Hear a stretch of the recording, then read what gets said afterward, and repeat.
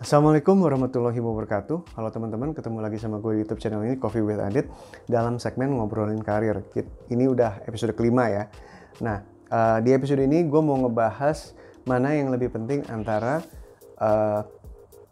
working smart atau working hard.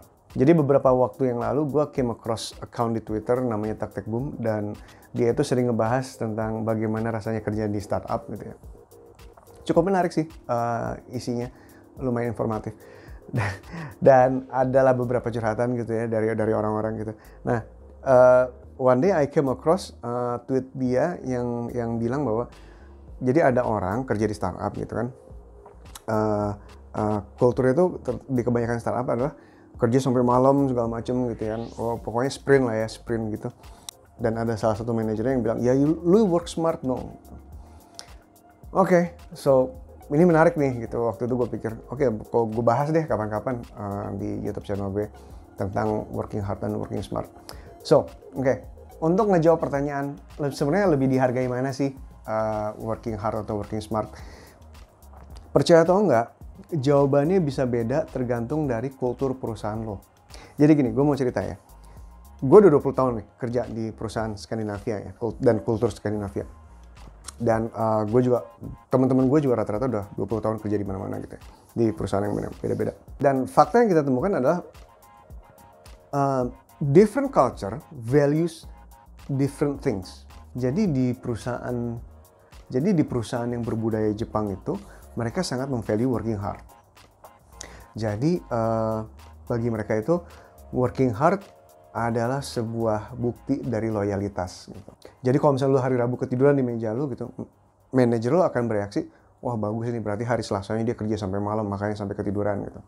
Kemudian yang kita temukan juga bahwa working hard itu juga sangat dihargai di perusahaan-perusahaan yang berbudaya Amerika.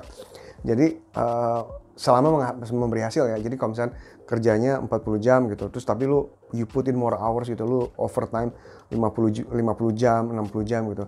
Tapi lu juga memberikan hasil yang lebih gitu, lu akan dihargai. Tapi kalau misalkan di perusahaan yang berbudaya Skandinavia, itu sangat-sangat tidak dihargai. Karena kita memvalue working smart.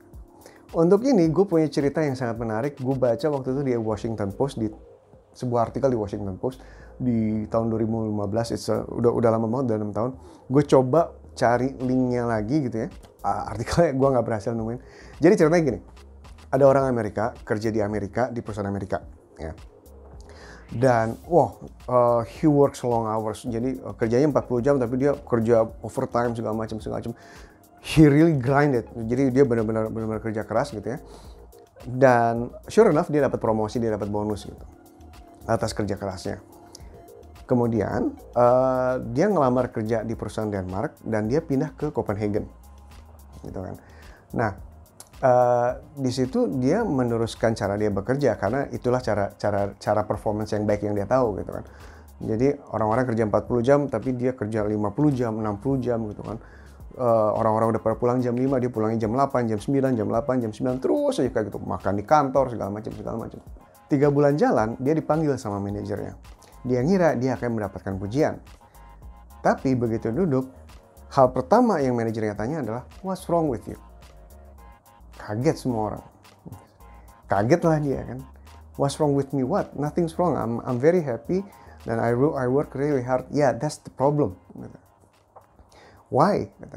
Kenapa lu harus seperti itu? Jadi di beberapa culture itu semua orang sadar bahwa this is just a job gitu. Job is not something yang harus lu dewakan sehingga lu mengabaikan hal-hal lain dalam hidup lu seperti anak, istri, keluarga lu gitu. Pulanglah lu jam 5, nggak apa-apa. Ketemu anak, istri segala macam, karena remember, you work to live. Lu kerja 8 jam agar di 16 jam yang lain lu bisa menghidupi dan lu bisa membuat bahagia keluarga dan orang-orang yang lu sayangin.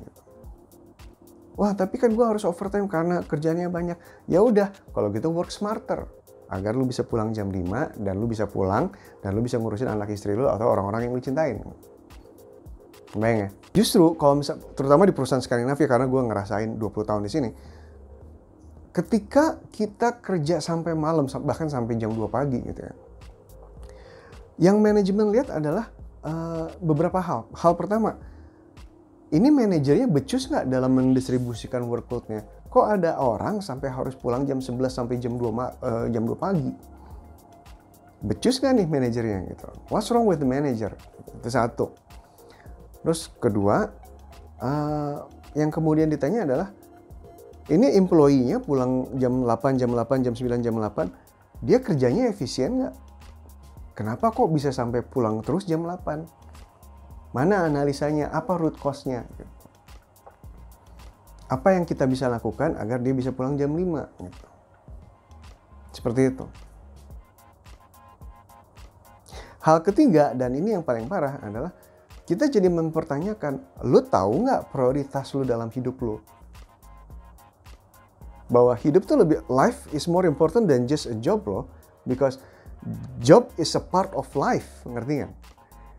Jangan sampai mayoritas dari waktu lu tuh hanya untuk kerja, enggak. Gitu. Seperti itu. Different culture. Cukup mengagetkan ya kalau kayak gitu ya. Jadi di kultur Skandinavia setidaknya, gua nggak tahu ya kalau kultur Prancis atau Jerman gimana. Tapi yang kita hargain adalah working smart. Cerita kedua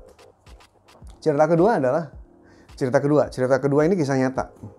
Cerita kedua juga kisah nyata dan benar-benar terjadi. Ini terjadi di perusahaan gue. Jadi tahun 2001, 2002 gitu, ada orang baru masuk ke kantor, diterima kerja gitu kan, fresh grad. Terus udah gitu dikasih kerjaan, nih lo harus ngerjain A, B, C, D, E gitu ya. Ini job desk lo, A, B, C, D, E. Oke. Jalan seminggu, 2 minggu, 3 minggu, jalan sebulan. Dia balik ke manajernya dan dia bilang, Mas, terima kasih sama job desk-nya, A, B, C, D, E. Gue udah belajar, gue udah ngerjain A, B, C, D, E ini dari Senin sampai Jumat. Dan gue udah find improvement agar gue bisa kerja lebih cepat. Dan sekarang kondisinya adalah Kamis sore gue udah gak ada kerjaan. Karena gue udah berhasil ngerjain A, B, C, D, E ini. Pamungkasnya dia bilang, tolong dong kasih gue kerjaan lagi. Manajernya ngeliat, wah ini orang pintar nih. Dia bisa ngelakuin pekerjaannya, dia bisa find improvement untuk pekerjaannya. Dan waktu luang yang dia miliki, dia nggak scrolling baca detik apa segala macem. Tapi dia minta kerjaan tambahan. Gitu. Akhirnya manajemen senang banget dan manajemen mempercayakan dia ngerjain project-project yang strategis. Padahal anak baru loh. Gitu. Itu 2001-2002. Sure enough, di 2013 dia udah jadi managing director. Fresh graduate itu udah jadi managing director. Udah jadi country manager untuk sebuah negara. Keren nggak? Nah itu, dia working smart, dan gara-gara dia working smart, dia bisa mengambil kerjaan lebih banyak dari yang lain-lain gitu kan. Dan oleh karenanya dia karirnya jadi lebih cepat. Gitu. Itu sesuatu yang menurut gue sangat-sangat harus dicontoh sih bagi semua orang. Cerita ketiga, cerita gue. Kalau gue, cerita hidup gue adalah gini. I work harder, working smart. Gue fresh grad tahun 2001-2002, gue menemukan bahwa gue 8 jam tidur, 8 jam ngantor gitu ya, dapat gaji di situ. Kemudian di 8 jam terakhir gue bengong dan gue end up menghabiskan uang gue yang gue hasilkan dari kerjaan gue. Gitu. Terus akhirnya gue kayak gitu aja terus gitu, sia-sia banget. Terus gue ngerasain bahwa anjir gila, gue masih muda, gue manajemen trainee, 8 jam gue udah beres, gue ngapain ya 8 jam ini ya? Waktu itu belum ada media sosial. Gue ngapain 8 jam ini? Akhirnya gue mikir bahwa pokoknya gini, selama gue nggak tidur, gue harus produktif. Gue tidak boleh menyanyiakan waktu gue. Akhirnya I work harder, working smart. Jadi 8 jam gue kerja di kantor, di 8 jam yang kedua, gue side hustle.